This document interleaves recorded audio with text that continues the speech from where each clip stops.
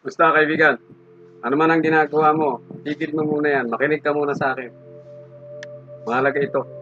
May mahalaga tayong pag-uusapan. Ano man ang ginagawa mo ngayon, tigil mo muna yan. Pagkat ito ay pag-uusapan natin ay pan-asenso sa at kayo, makinig muna.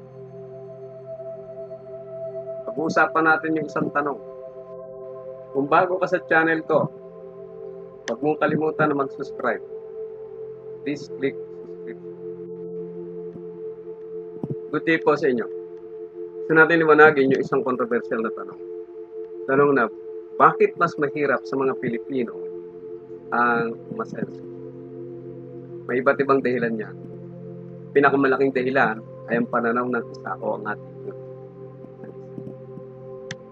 isa-isahin natin. Una, mga Pilipino, manyana kami. O yung procrastination. Saka na lang. Imbis na gawin ngayon, mamaya na lang. Next month. O kaya naman sasabihin, malayo pa yung deadline. Hindi na magawa yung opportunity na kumakatok na minsan lang. Binanggit nga na isang aklat, bilhin mo ang panahon at tiyakin ang mas mahalagang bagay. Kailangan talaga natin magtakda ng isang priority. Ikalawa, crab mentality. Kaisipan na kung hindi ako aasenso, dapat ikaw hindi rin aasenso. Kaya umiisip ang iba ng paraan para hindi matuloy ang pag-asenso ng iba. Minsan sisiraan, ibabagsak o kaya naman hindi ito makikipagtulungan. Kailangan nating maunawaan na ang tagumpay ng bawat isa ay makapagbibigay ng malaking pagbabago ng pamilya, komunidad, o maging ng buong bansa. Ang ikatlo, ningas pukol. Magaling yan sa simula. Pagkatapos ng ilang araw o oras, ang dali naman niyang bumigay. Burnout agad.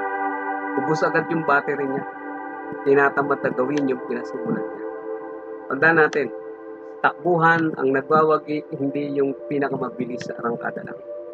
O pagkatapos ay humihinto na. Kundi yung nakatagal at nakaabot na doon sa finish line. Ika-apat, bahala na. Yung ugaling bahala na. Umaasa pero walang ginagawang paraan. May kasabihan, nasa Diyos ang awa, nasa tao ang gawa.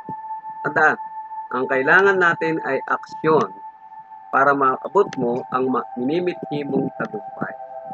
So ano man ang goal mo, magplano. Sabi nga, plan your work, then work your plan. Ikalima, blaming others. Mahilig magsumisi sa iba. Sa lahat ng pagkakamali o sa mga bagay na hindi magandang nangyayari sa buhay. Sinisisi ang magulang, sinisisi ang asawa, pati kapitbahay, pati gobyerno, sinisisi nila. Ang masaklap nito, pati Diyos. Stop it. Para magtagumpay, learn to accept full responsibility to what you control. Your attitude. Kaanim, yung ugaling feeling pa-importante. Filipino time. Nakasanayan na magpalit kahit pwede namang dumating ng maaga. Halimbawa, may meet up ng 9 a.m. yan. Tatawag sa'yo yan. On the way na, tignan mo yung relo mo, 9:30 na. So darating yan, mga 11 hanggang 11:30. Maraming oras ang nasasayang sa kahihintay. Magagamit pa sana sa produktibong paraan sa mga mahalagang mga bagay. Punctuality suggests dependability and indicates competence. So paano nga tayo pagkakatiwalaan kung sa oras pa lang hindi tayo maaasahan? Ikapito, interested to others people like chismis o kaya naman negosyo.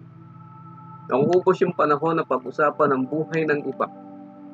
Ang masaklap pa nito, nasisira ang reputasyon ng biktima.